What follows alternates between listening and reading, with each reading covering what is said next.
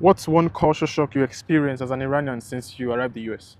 In the US, a lot of people make friends through shared hobbies or activities that they engage in.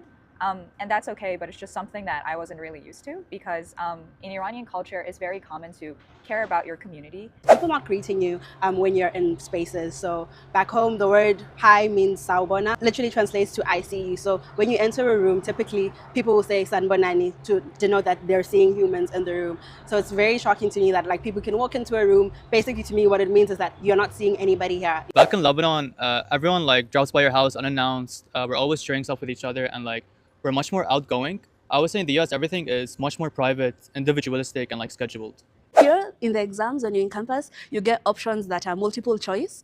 For us, the last time you see multiple choice options is when you're in like class 8, 12, or 13. Then from there, all other education systems is you answering it with your own head. Yeah, when I used to play video games like GTA, I used to imagine that, oh, people don't really speak like this. But when I came here, I was like, man, it was really surprising that, people actually interact in, in a very dynamic way.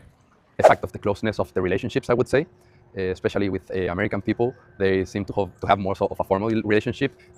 We also like, as Latinos, we are more in touch. We are very like more touchy person. We really like touch people and everything, and here that can be kind of invasive.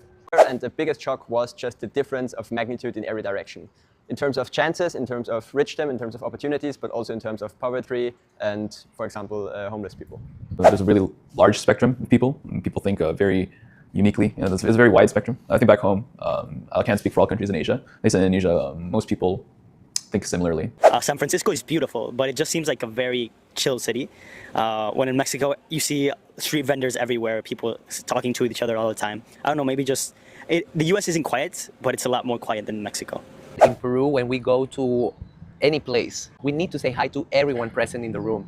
But here in the US, like even I work here at iHouse, like sometimes I just go into the office and people just go in and don't say hi, and for me it was like, oh, are these people actually mean? But then I understood that this is part of the culture. People here are very, very friendly in a way that's kind of unsettling. Like people will just kind of talk to you in the street or on the equivalent of the metro, and that's kind of a faux pas in the UK, or at least in London. Although I do sometimes think it feels a little superficial and you hide behind the California smile. Everything is big here. Like roads are bigger, university and campus are bigger, usually home as well are bigger, size of food, like plate, for example, even like, this is the great example. The average size of a medium Coca-Cola here, it's a way bigger than the average size of a Coca-Cola in Italy, in Europe in general.